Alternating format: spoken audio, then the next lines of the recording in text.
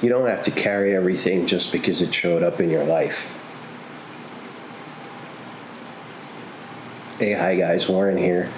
But yeah, how often have you probably been asking yourself that? Why do you feel so burdened? And I'm not talking about necessarily physically, I'm talking about emotionally.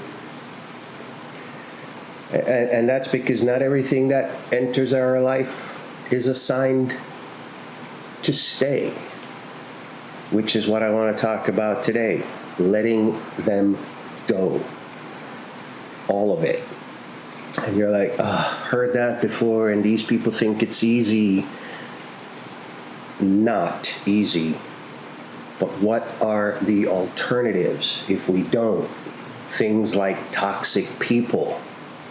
Why are we still holding on to relationships or engaging with people like that? Bad habits. The ones we know of, the ones we can change. The ones we're in control of, the dichotomy of control, the things we put in motion. Thought patterns, right? How we just catastrophize about the fact that everything is negative. Systems are broken. People can't be trusted. Oh, they're after me. Everyone is out to get me. And some of that might be true. And some of it might be self-inflicted wounds. Because we do a lot of that. Old versions of ourselves, old identities, like trying to hold on to it. Why? Because some of our friends and the Joneses are still doing that thing X, and so we're holding on, following these trends that are not sustainable, holding on to impermanence that we know are problematic. Arguments, revisiting arguments we claimed were over, that we apologized about and forgave about. But let there be a family gathering such as Thanksgiving or Christmas, and these arguments that were allegedly dead just all seem to resurface. But we keep holding on to them. These sachets of dry powder for the next fight. The same fight that we said was over the last time. And then the absurdity of expectations, outcomes that, again, we did not put in motion, or even if we did put them in motion, there are no guarantees that they're going to pan out that the way we expected them to be. In the military, especially the Army, we say the minute you step off, as in the minute you depart on your mission, plan A goes out the window. And often that is true, and I think it's true in life too. But we hold on to these expectations, and what we can do instead is just build in control of our swirling, spiraling minds. I mean, look at it like this. Some things in our lives are seasonal, right? And as such requires a little bit of pruning. Not to seem stoic, but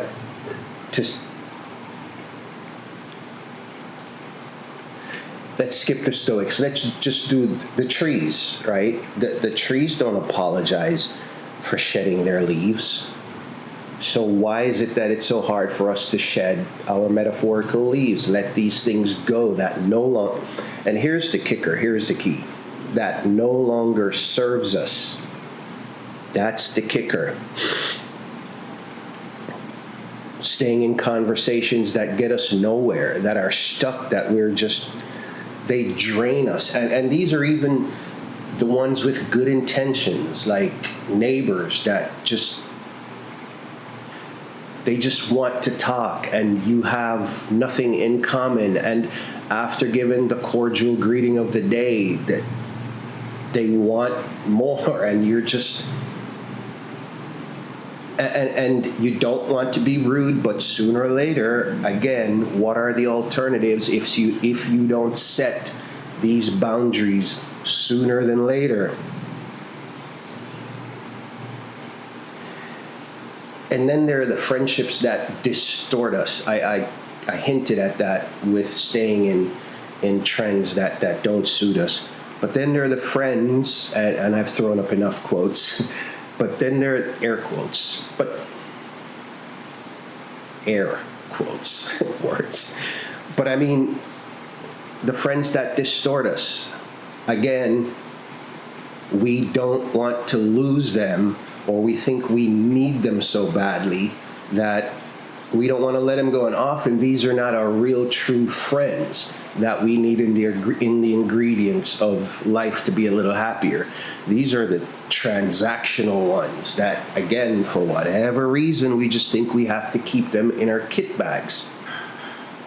And some of those transactionally are good to have.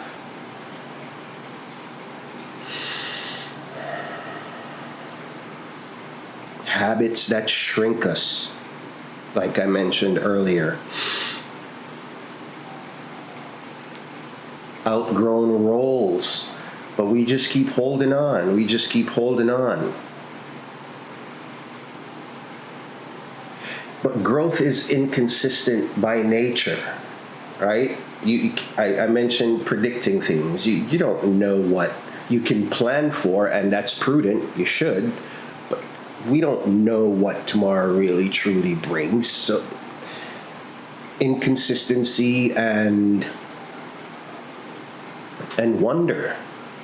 I mean, something else we've forgotten how to do because we're so into our heads worrying about other things. But you tell some people that you're trying to spring clean your life, you're trying to let things go, and they think you're quitting, or it sounds that way to them, but it's not quitting, it's just correcting. Like I said, right? We got to prune a little bit. You want your hedge, your metaphorical life's hedge to be nice and square, so that when the neighbors walk by, they look at your hedge and admire your hedge, right? Your metaphorical life's hedge. But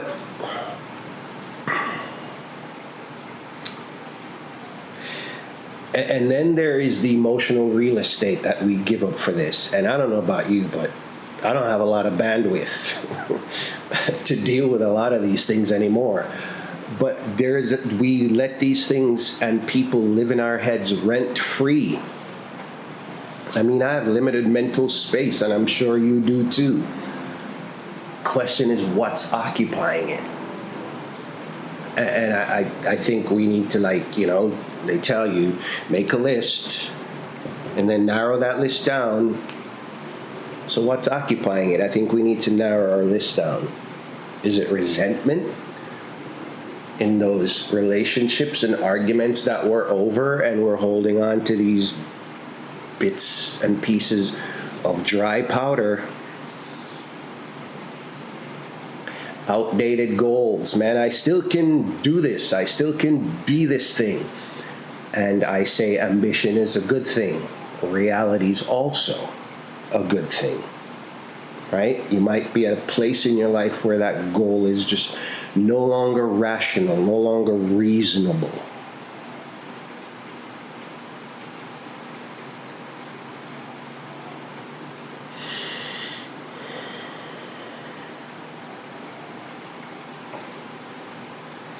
The friends who never did really see you. The family members, the tough ones, again, because we have to set boundaries there too, and often the place we need to go for solace, our families, are the place where we find the most pain. He did it, and there I lost everybody. But it's the truth. It's the truth, so we have to set some boundaries there too and let go if we must. If it doesn't serve you, it's costing you. So again, I started by asking, if you were wondering or ever been asking yourself, Why do I feel so heavy? Physically and emotionally, it's because of these things that we keep carrying around, this rucksack, because we want to look cool, so we overpack our rucksack. That's a jab at my fellow military folks out there. We overstack our rucksack because, we want to be the cool cat.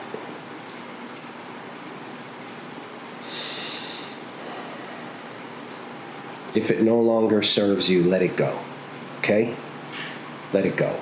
And again, my little rant, my talk to you is not unique. You've heard it before, but I think we need to keep it in the limelight until people really truly get it and just become a little happier. You're not quitting and you're not being mean when you